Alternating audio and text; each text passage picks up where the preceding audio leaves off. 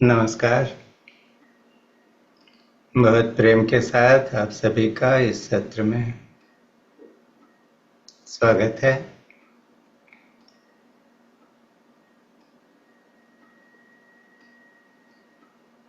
इस सत्र में हम क्रिया ध्यान का अभ्यास करेंगे, लेकिन सबसे पहले गुरु कृपा का आह्वान करते हैं। तो एक क्षण लेकर अपने शरीर को व्यवस्थित करें। ऐसी धारणा करें कि आपका सिर जो है एक अदृश्य रस्सी से ऊपर की तरफ हल्के हल्के खींच रहा है और आप लंबे हो रहे हैं।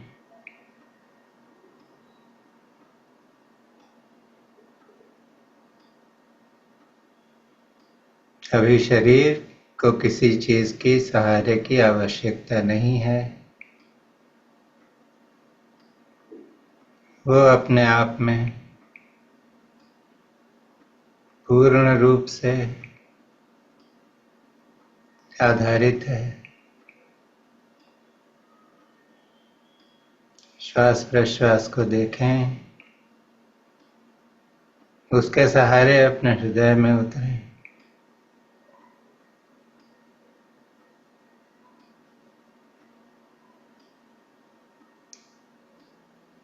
लोग समझते हैं हृदय में सिर्फ भावनाएं रहती हैं,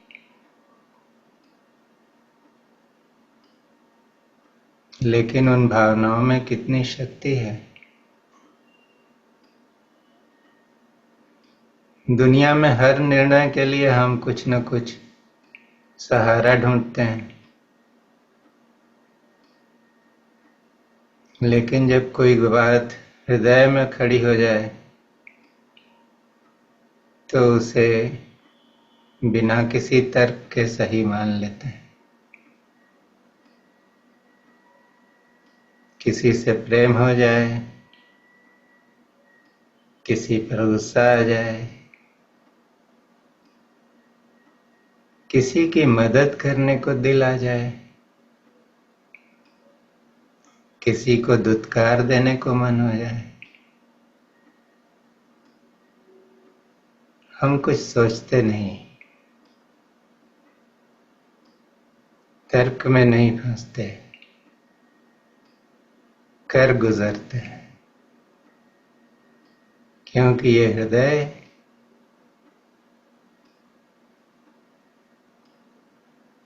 इसमें जो शक्ति है वो बहुत प्रगाढ़ है।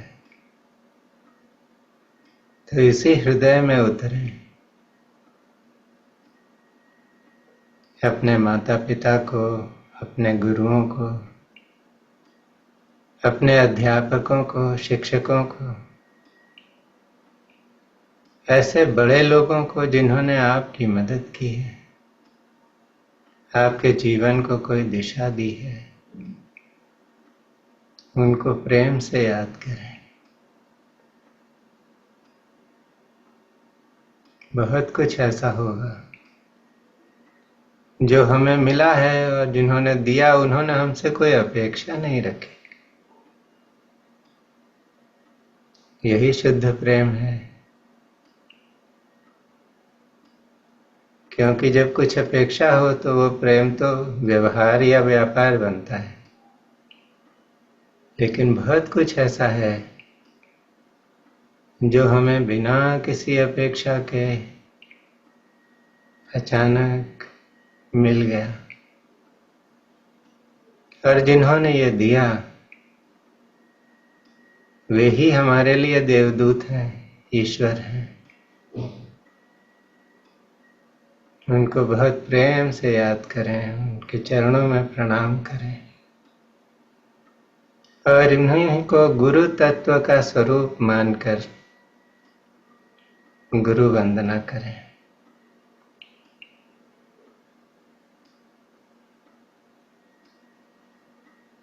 तीन बार हम ओम का उच्चारण करेंगे और फिर गुरु वंदना करेंगे।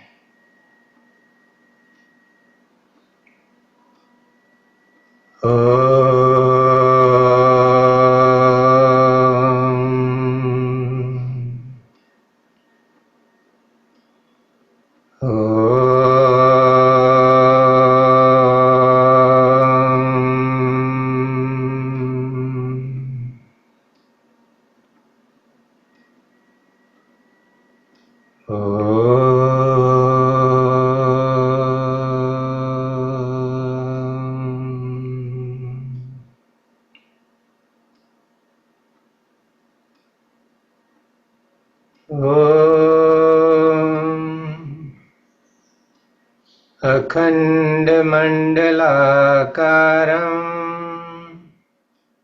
व्याप्तं येन चराचरम्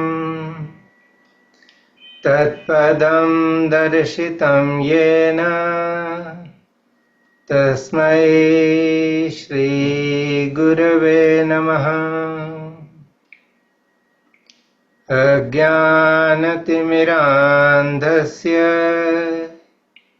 ज्ञानाञ्जनशलाकया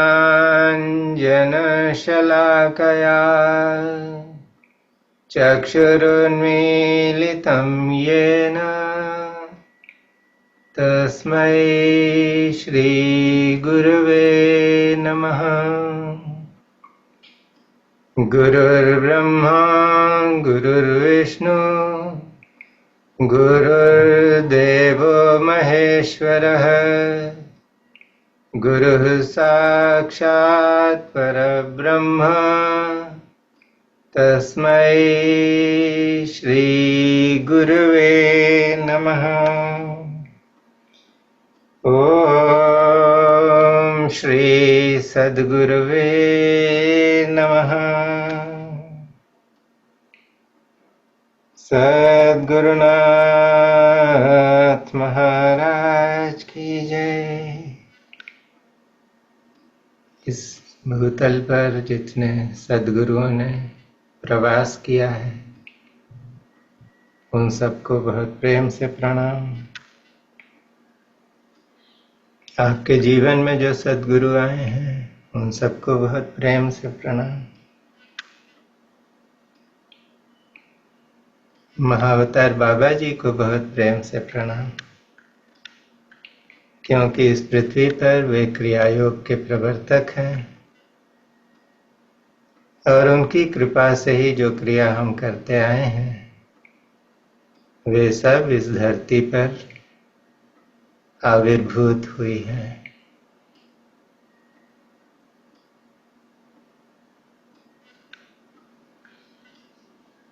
अब हम मूलाधार चक्र के जागरण के लिए क्रिया करेंगे।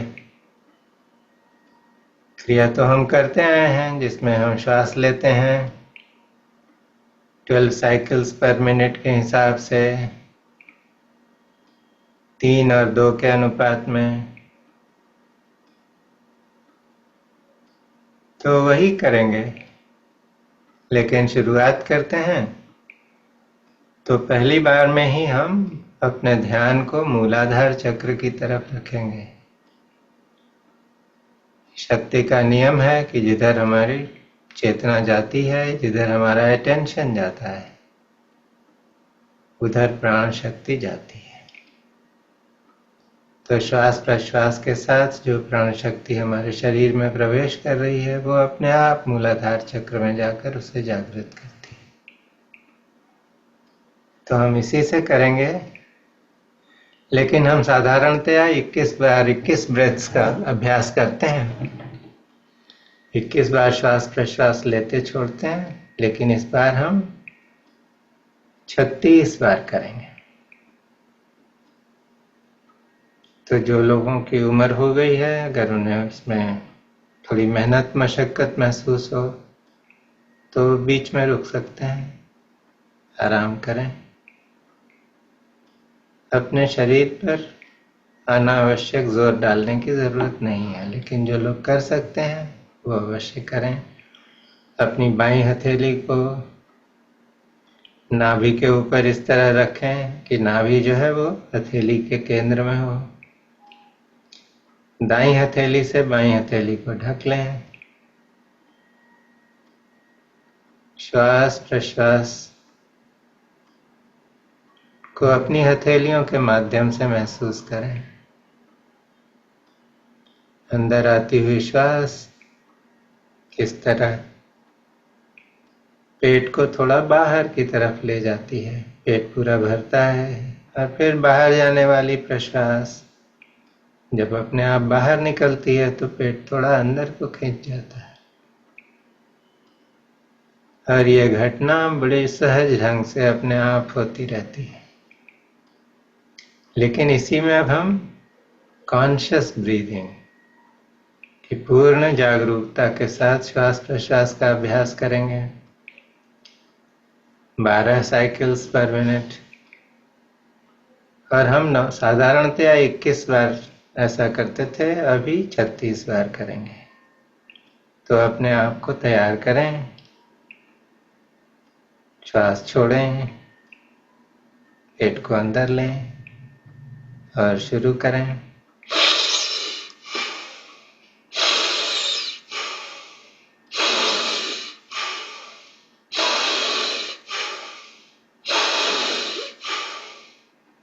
चेतना मूलाधार चक्र में रखें।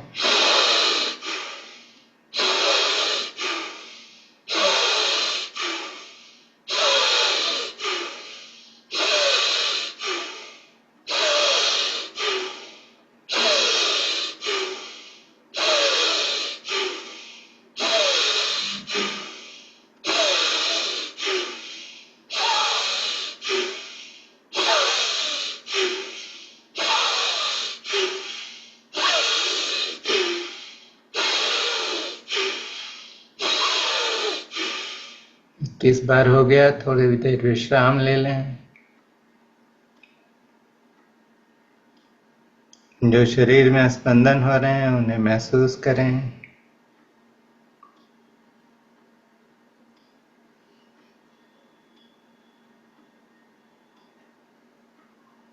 और अब फिर आगे शुरुआत करते हैं। श्वास प्रश्वास को बाहर जाने दें, पेट को अंदर लें और शुरू करें।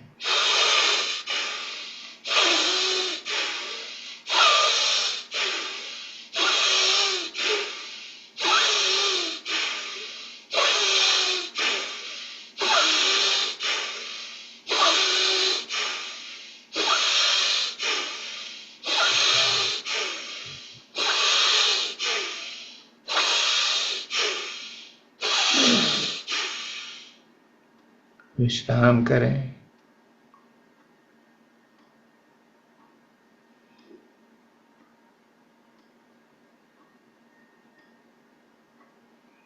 पूरे पेट के क्षेत्र में किस तरह से प्राण का प्रत्यय हो रहा है। प्राण का कंसंट्रेशन बढ़ गया।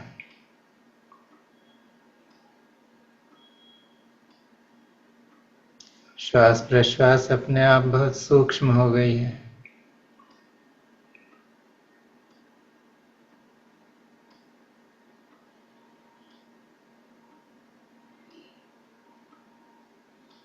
जो कुछ भी शरीर में घट रहा है उसे बहुत ध्यान से देखते रहें। किसी चीज में मुब्तला होने की या फंसने की या इन्वॉल्व होने की जरूरत नहीं है, महज देखते रहना है। देखते रहने का मतलब है सचेत हो जाना, अंदर से जग जाना।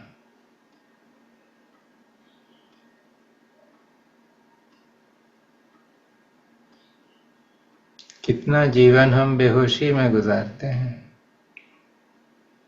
रहते कहीं और हैं, मन कहीं और रहता है।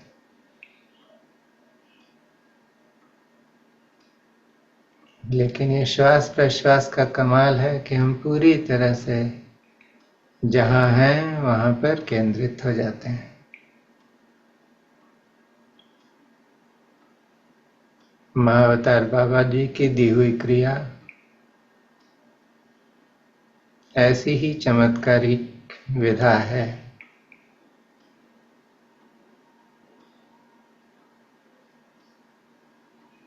और अभी हम इसी क्रिया को, इसी चक्र को दोहराएंगे, लेकिन इस बार श्वास प्रश्वास की गति थोड़ी बढ़ा देंगे। तो 18 बार 1 मिनट में श्वास प्रश्वास ले रहे हो, ऐसी श्वास प्रश्वास रखेंगे और हम करेंगे 36 ब्रेथ्स का अभ्यास। तो प्रश्वास को बाहर जाने दें, पेट को अंदर लें, तैयार हो जाएं और शुरू करते हैं। चेतना मूलाधार पर रहे।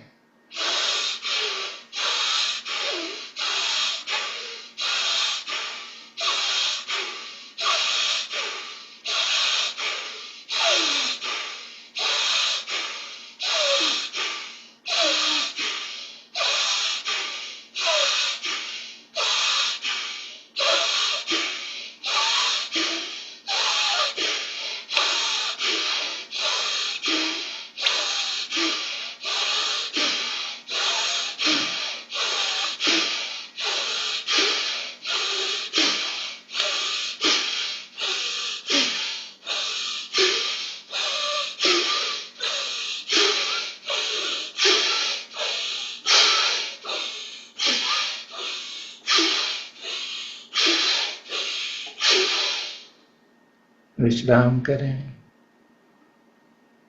36 बार हो गया। देखें कि कितनी तेजी से हथेलियों में गर्मी बढ़ गई है।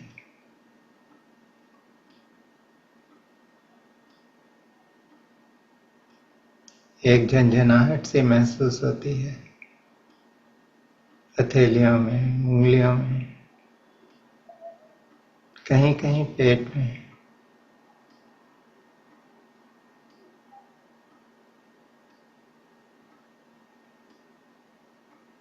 श्वास प्रश्वास फिर से लौटती है, लेकिन अत्यधिक सूक्ष्म हो गई है।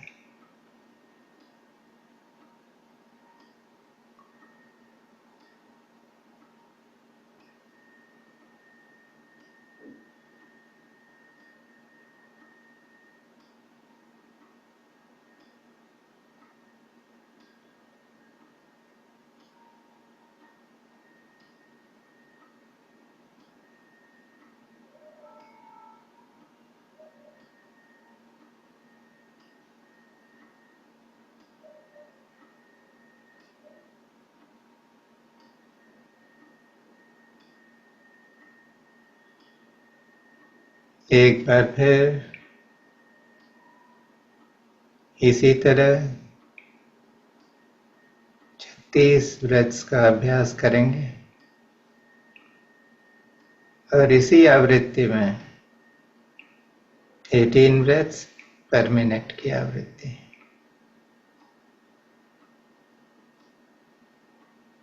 प्रश्वास को बाहर जाने दें, पेट को अंदर लें और शुरू करें।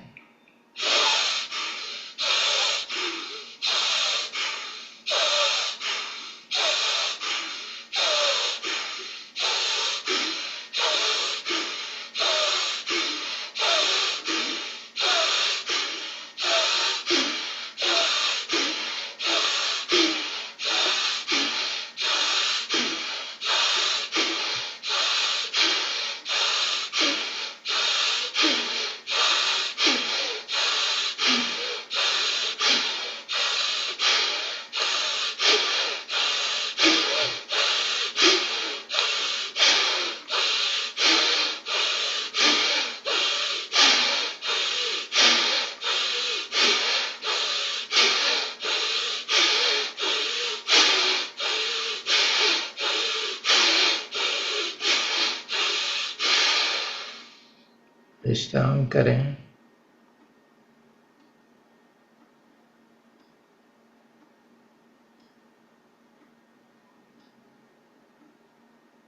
आप देखेंगे कि मन एकदम शांत हो गया है।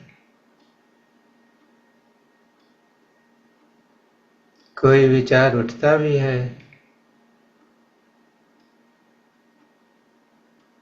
तो हम उसके साथ भागते नहीं, उसको बस देखते हैं और वो अपने आप ही गायब हो जाता है।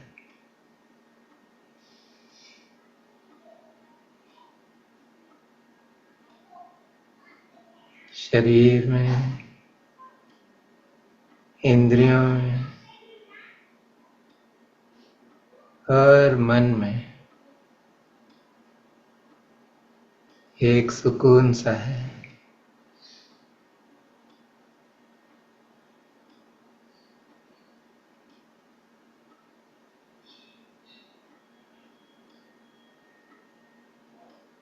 धीरे धीरे अपनी श्वास प्रश्वास को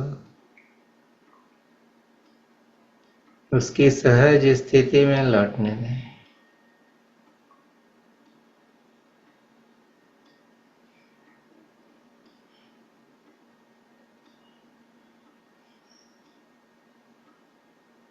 और अब यही क्रिया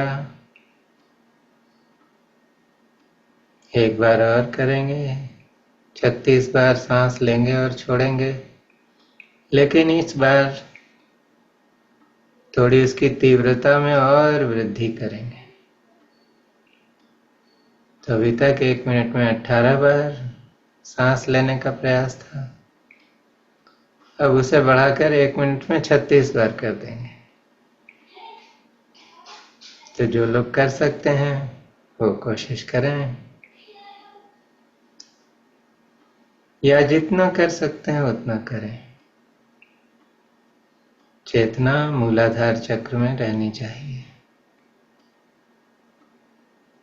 तो प्रश्वास को बाहर छोड़ें, पेट को हल्के से अंदर लें और शुरू करें।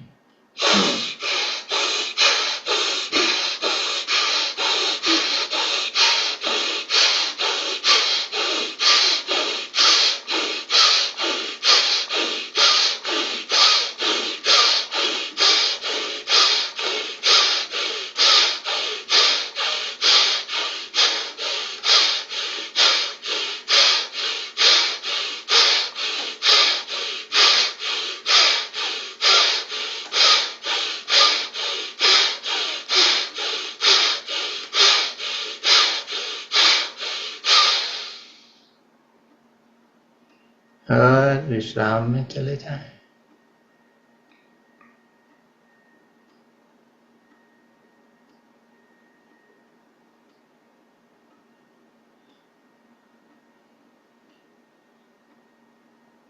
आपको लगेगा जैसे पूरे शरीर में एक ताप फैल गया।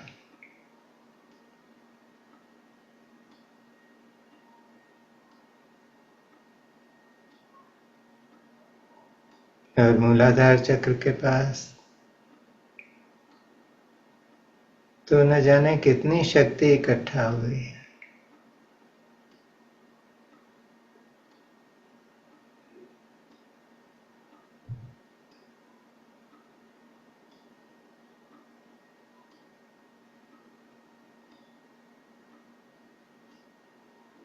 थोड़ी देर विश्राम लें, श्वास प्रश्वास को फिर से वापस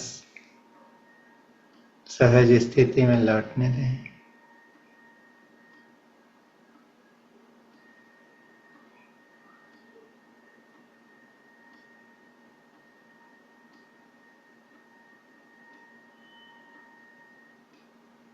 और अब हम इसी क्रिया को इसी तरह से ये 3 साइकिल्स फिर से करेंगे, लेकिन इस बार चेतना मूलाधार चक्र में रहेगी और साथ साथ अश्विनी मुद्रा का अभ्यास करेंगे।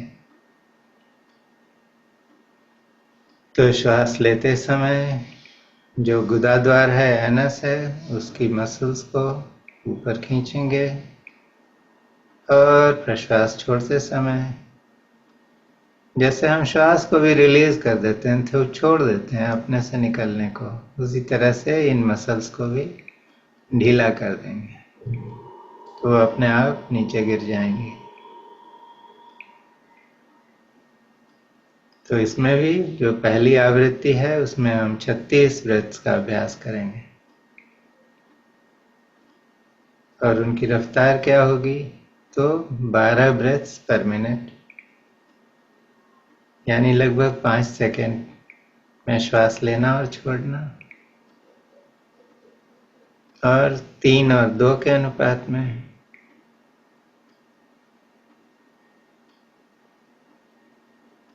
तो प्रश्वास को बाहर छोड़ें, पेट को अंदर लें और शुरू करें। खींचें, छोड़ दें, खींचें और छोड़ दें, खींचें, छोड़ दें, खींचें, छोड़ दें, खींचें, छोड़ दें। अब अपने से करें। हम 36 बार ऐसा करेंगे, 4 बार पहले कर चुके हैं।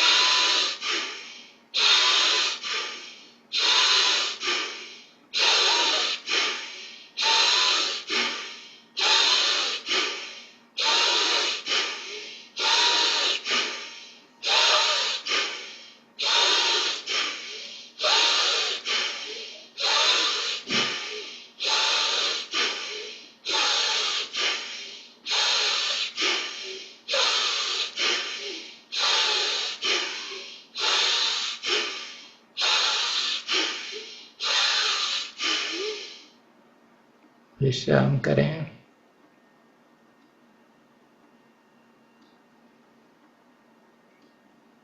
आपको शरीर पर कहीं कहीं पसीना छूटते हुए पता लग रहा होगा।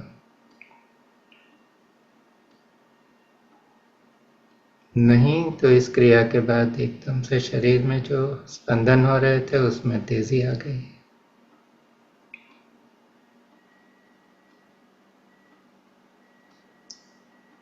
श्वास प्रश्वास से स्थिर हो गई है, जैसे अब अंदर आना ही नहीं चाहती।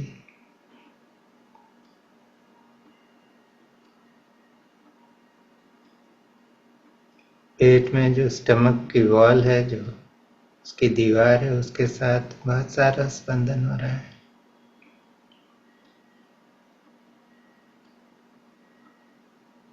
और श्वास प्रश्वास फिर से लौटने लगती है।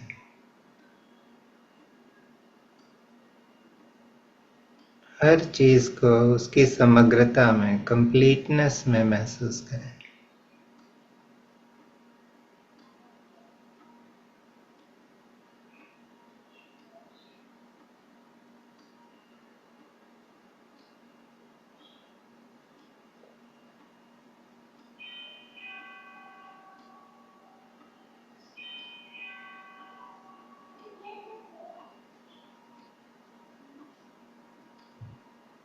अब अश्विनी मुद्रा के साथ वाला ये अभ्यास हम फिर से करेंगे।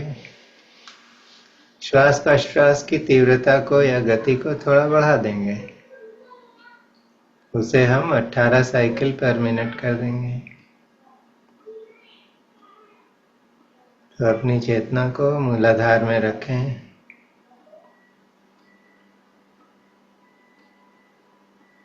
और सबके लिए ये निवेदन है, किसी को भी लगे कि थकान हो रही है या थोड़ा भारी पड़ रहा है तो आप नहीं करें। क्रिया वही होती है जिसमें आपको आनंद आए अंदर से। अगर बोझा हो गया तो वो एक्सरसाइज हो जाती है, व्यायाम हो गया। हम व्यायाम नहीं कर रहे हैं, हम क्रिया कर रहे हैं।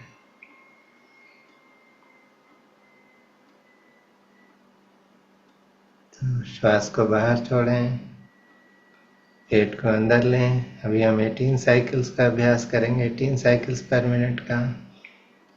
चेतना मूलाधार चक्र में हो। श्वास लेते समय अश्विनी मुद्रा लगाएं और छोड़ते समय उसे छोड़ दें। 36 बार ऐसा करेंगे। तो शुरू करते हैं।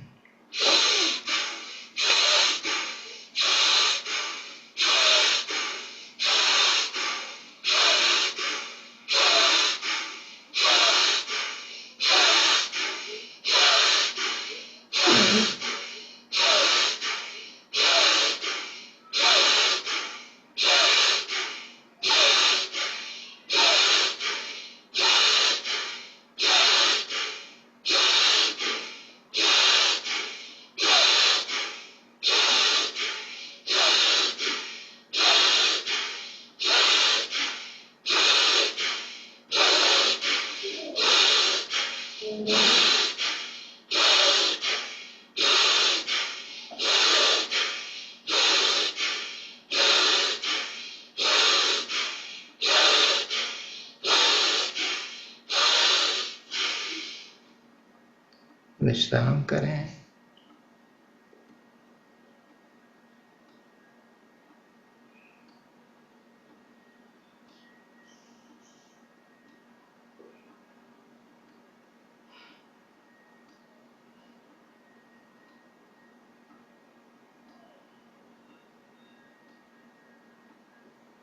हो सकता है शरीर में कहीं कहीं कंपन भी महसूस हो।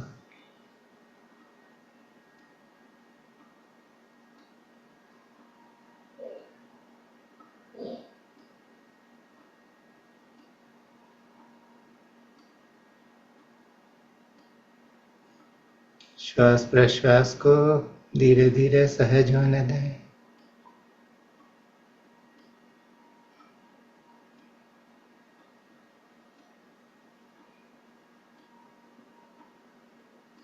और हम इसी तरह से ये 36 बार श्वास लेंगे और प्रश्वास छोड़ेंगे, अश्विनी क्रिया के साथ, अश्विनी मुद्रा के साथ। लेकिन श्वास प्रश्वास की गति को और थोड़ा तेज कर देंगे। अभी 1 मिनट में 36 बार श्वास लेना और छोड़ना है। जो लोग उसमें अश्विनी मुद्रा लगा सकते हैं लगाएं, नहीं तो सिर्फ श्वास प्रश्वास लें।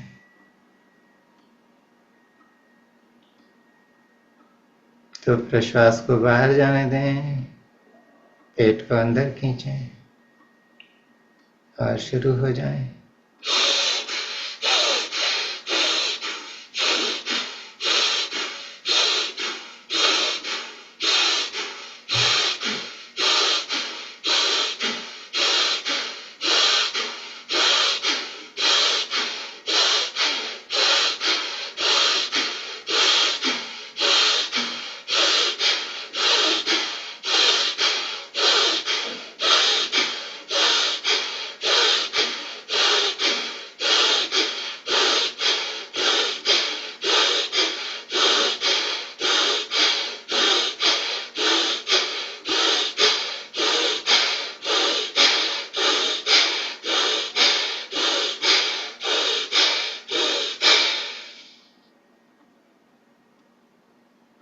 और सहज और शांत हो जाएं।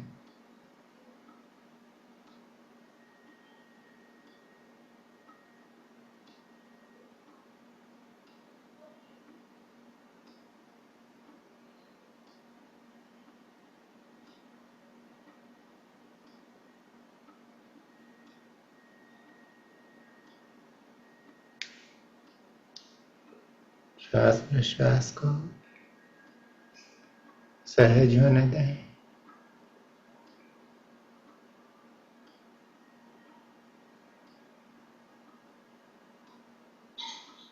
अभी अपने पेट में क्या चल रहा है उसको महसूस करें।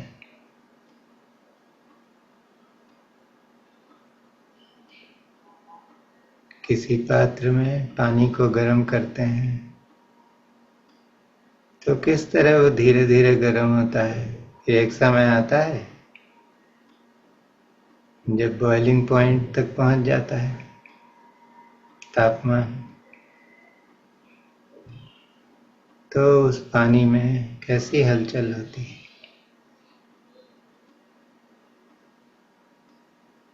तो उसी तरह से जो शरीर में कुंभ है, उसमें जो प्राण है, उसे आप बॉइलिंग पॉइंट पर ले जा रहे हैं, ले गए। अब प्राण जब बॉइलिंग पॉइंट पर पहुंचता है तो उसकी क्या अनुभूति होती है, उसे पूरी तरह से देखें।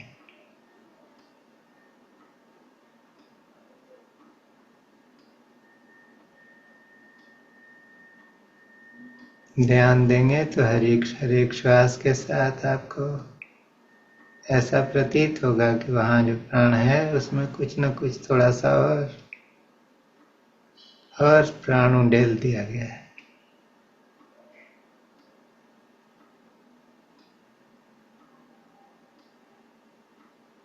तो आज थोड़ी और जो है वो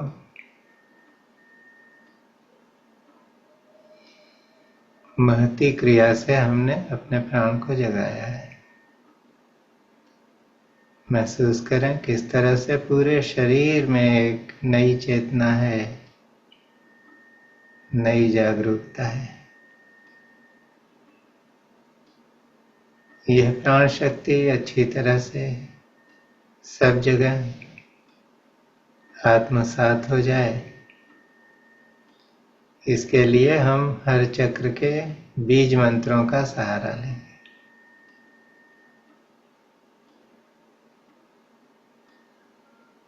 मूलाधार चक्र का बीज मंत्र है लम। उसके ऊपर स्वाधिष्ठान चक्र है, जहाँ जल तत्व का अधिष्ठान है। ये जीवन में हमारे प्रवाह को नियंत्रित करता है। उसका बीज मंत्र है वम। उसके ऊपर नाभि के पीछे मणिपूरक चक्र है, जो हमारे शरीर में शक्ति को नियंत्रित करता है, ताप को नियंत्रित करता है, हमारी ऊर्जा को देखता है। उसका बीज मंत्र है रम। यह अग्नि तत्व है।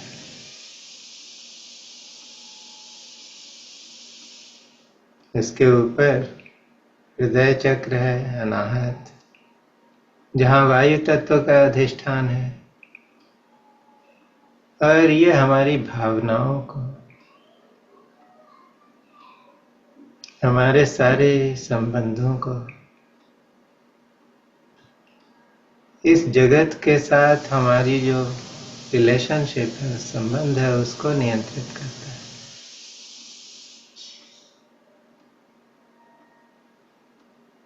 और इसका मंत्र है यम। और उसके ऊपर है विशुद्धि चक्र, जो और भी सूक्ष्म है।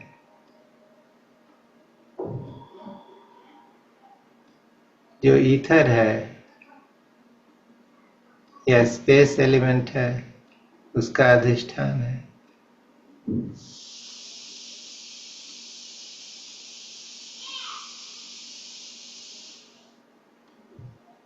ये हमारी बुद्धि को, किसी भी वस्तु विषय को ग्रहण करने की ताकत को नियंत्रित करता है।